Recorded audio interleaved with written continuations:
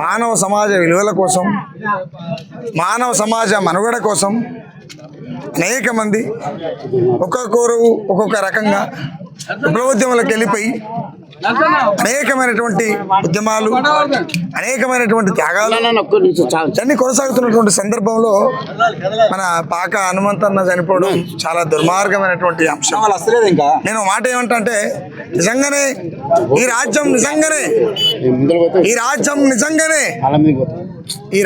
నిజంగానే ఎన్కౌంటర్ చేస్తే, ఈ రాజ్యం ఎదురుబడి నిజంగానే ఎన్కౌంటర్ చేస్తే ఇది చాలామంది చెప్పకపోవచ్చు, ఇది చాలామంది మేధావులు చెప్పకపోవచ్చు.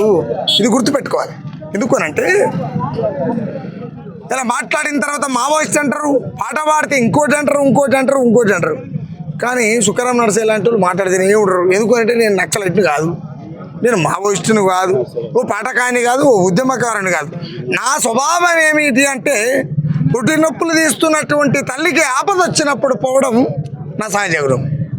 ఇందులో భాగంగా కొనసాగిపోతున్నా. నేనేమంటే కన్నీళ్లకు కడుపై భూమి మీద ఒక తల్లి కడుపు అయితే పిండం బతుకుంటే పిల్ల పుడుతుంది, లేదు అంటే పీనిగా పుడుతుంది. అంతే కదా, పిండం బతుకుంటే పిల్ల పుడుతుంది, లేదంటే పీనిగా పుడుతుంది. కానీ కన్నీళ్లకు కడుపై ప్రసవిస్తే వచ్చేది తిరుగుబాటు. ఈ రాజ్యపు విధ్వంసాలకు ఎవడు పుడతారు? ఈ రాజ్యపు విధ్వంసాలకు పుడతాడు ఓ నక్సలైటు. అంటే ఇలా నక్సలైట్లను నిర్మాణం చేసేది కూడా రాజ్యమే. కొత్తగా ఎడికెళ్ళి పుట్టుకరారు. రాజ్యం చేస్తున్నటువంటి ఆక్రోశాలు, రాజ్యం చేస్తున్నటువంటి విధ్వంసాలు, రాజ్యం చేస్తున్నటువంటి దుర్మార్గమైనటువంటి చర్యల పైన నక్సలిజం పుట్టుకొస్తుంది. నక్సలిజం కూడా కొత్తగా ఎక్కడి నుంచో మారుమూల గ్రామం నుంచో లేకపోతే అండమాన్ అడవుల నుంచో పుట్టుకరాదు. రాజ్యం చేస్తున్నటువంటి విధ్వంసాల పైన తిరుగుబాటు అయినటువంటి నేపథ్యం కొనసాగేటువంటి సందర్భం వచ్చినప్పుడు వాళ్ళ నక్సలైట్లు, మావోయిస్టులు, తీవ్రవాదులు ఇంకొక ముద్ర వేస్తుంటారు. నేనేమంటానంటే సహజంగానే మాకు ఎవరితో సంబంధాలు లేవు, కానీ మానవ విలువలు, మానవ సంపద, మానవ సందర్భాలు, మానవ సంబంధాలు ఇవన్నీ కూడా చాలా సుభిక్షంగా ఉండాలనేటువంటి పనిచేసే దిశలో మేము పనిచేస్తున్నాం. కాబట్టి ఒకటి అనిపిస్తుంది, నిజంగానే ఒకవేళ ఈ రాజ్యం కక్ష కట్టి వేటాడితే ఎవడు పుడతాడు? నక్సలైటే పుడతాడు భయ్, నేను కాదు, నక్సలైటే పుడతాడు.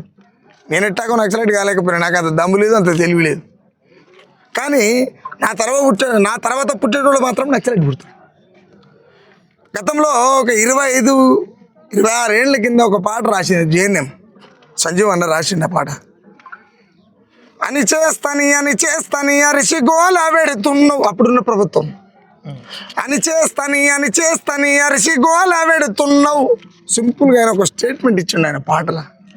నువ్వు ఆపాలేవురో అది నిప్పుల వాగు గనక. ఎలా పోయి ఎవడి చేతి పెడతాడు? ఇలా రాజ్యం ఎన్నో కుట్రలు చేస్తే తప్ప ఆపరేషన్ కగారు కొనసాగుతలేదు. ఆపరేషన్ కగారుతోని నువ్వు అందరం చంపగలుగుతావు, కానీ ఆపరేషన్ కగారు పేరులో భాగంగా విప్లవకారులను కనేటువంటి తల్లి గర్భానికి తాళం వేసేటువంటి రాజ్యం ఎక్కడ ఉందని నేను అడుగుతా. ఎందుకు అడుగుతా అంటే నిజంగానే విప్లవ యోధుల్ని కనేటువంటి మా అమ్మ మానానికి తాళం వేసేటువంటి రాజ్యం ఈ భూగర్భం మీద ఉన్నదా అని అడుగుతా. బరాబర్ అడుగుతా. నిజంగానే అట్లా అడుగుతా నేను నక్సలైట్ అనుకుంటుంది, మీ ఇష్టం, మీ కర్మ అది. కొంత నేను వాళ్ళని చూసేటువంటి భాగ్యం నాకు దొరకలే. కనీసం మాట్లాడాలి కదా ప్రజల కోసం. ఈ ప్రజాస్వామ్యం ఎటుపోతుంది అనేటువంటి కోణానికి వచ్చినప్పుడు మాట్లాడాల్సిన సందర్భం వస్తుంది. కాబట్టి మాట్లాడేటువంటి దిశగా మాట్లాడవలసి వస్తుంది. కాబట్టి మాట్లాడుతూ ఉన్నాం. అని చేస్తాని అరిసిగోల పెడుతున్నావు. నువ్వు ఆపాలేవురో అది నిప్పుల వాగు గనక. నిలిపేస్తాని నిర్రనీలుగుతున్నావు. అది విప్లవ పందరో దాన్ని ఆపాలేవు గనక. ఇట్లా అనేకమైనటువంటి సాహిత్యం పుట్టుకొస్తుంది. ఇలా హనుమంతు చనిపోయిండు, 45 సంవత్సరాల జీవితాన్ని దండకారణంలో బతికిండు. దేనికోసం? ఎవరి కోసం? ఎవరి పిల్లల కోసం? ఎవరి కోసం కాదు కదా. స్వేచ్ఛా స్వాతంత్రానికి భారతదేశంలో కొనసాగించాలనేటువంటి నేపథ్యంలో బతికిండు తప్ప అంతకు మించి ఇంకోటి జరగలేదు. కాబట్టి విప్లవ ఉద్యమాలకు తావియాలి, వాస్తవాలను చెప్పేటువంటి ఉద్యమాలకు సమయం ఇవ్వాలి. అట్ సేమ్ టైం విప్లవోద్యమాన్ని అంటే రియలైజ్ అయ్యి విప్లవోద్యమాన్ని కొనసాగించేటువంటి మనసులకు స్వేచ్ఛ ఇచ్చేటువంటి విధంగా ప్రభుత్వాలు ఉండాలి. ఇలా మాట్లాడుతున్నటువంటి జర్నలిస్టులు కావచ్చు, విద్యావంతులు కావచ్చు, మేధావులు కావచ్చు, వాళ్ళపైన అనేకమైనటువంటి చట్టాలు పెడుతున్నారు. ఇది చాలా దుర్మార్గం భయ్య. ఎందుకు అంటే ఇది రాజ్యం శిరస్సు వలగొట్టుకుంటున్నటువంటి సందర్భం. అందుకే మన సావుల కొనసాగింపు. కాబట్టి మనం చాలా జాగ్రత్తగా పనిచేయవలసినటువంటి అవసరం ఉన్నది. ఏదేమైనప్పటికీ కూడా తల్లి పురిటి నొప్పుల బాధ తెలిసినటువంటి సంగతి వేరేలాగా ఉంటుంది. కడుపున పుట్టినటువంటి పిల్లల కడుపు కోత ఇంకోలాగుంటుంది. చాలామందికి తెలవకపోవచ్చు. కానీ సమాజంలో మనం ఏం చేస్తున్నాం, ఏం మాట్లాడుతున్నాం అనేటువంటి సందర్భానికి వచ్చినప్పుడు మోడీ అమిత్ షా అనేటువంటి వాళ్ళు నరకంతక పైశాచిక పరిపాలన అయినటువంటి మోడీ అమిత్ షా నరకంతక పాలన పైన మనం ఖచ్చితంగా మాట్లాడాల్సిందే. ఎందుకనంటే ఇలా నా దాకా వచ్చింది, రేపు నీ దాకా వస్తుంది. మాట్లాడితే మావోయిస్ట్ ఎట్లయితే నాకు అర్థం కాదు. వాస్తవాన్ని చెప్పాలి కదా. వాస్తవాన్ని చెప్తే అవస్థలతో కూడుకున్నటువంటి వ్యవస్థలకు నెట్టేస్తారా మీరు? ఎంత విధ్వంసం. చాలామంది ఎవరు నిన్న మన వచ్చిన చాలామంది ఇట్లా చెప్పుకుంటే పోతే చాలామంది ఉన్నారు. జర్నలిస్ట్ రగ్ కావచ్చు, మన గాథ ఎన్న కావచ్చు, ఆ జర్నలిస్ట్ రగ్లో ఛానల్లో పనిచేసేటువంటి తమ్ముడు కావచ్చు. అది ఏందా ఇది? చాలామంది ఇంకోటి ఏంటంటే ఫెస్టివ్ తెలుగు వాళ్ళ పనిచేసేటువంటి తమ్ముడు రాకేష్, ఆయనకు బెదిరింపు కాల్సి వస్తాయట. నాస్తిక్ రాకేష్ అంటే వానికి బెదిరింపు కాల్సి వస్తాడు. ఎట్లా చేస్తారా మీరు? ఏంది ఇది?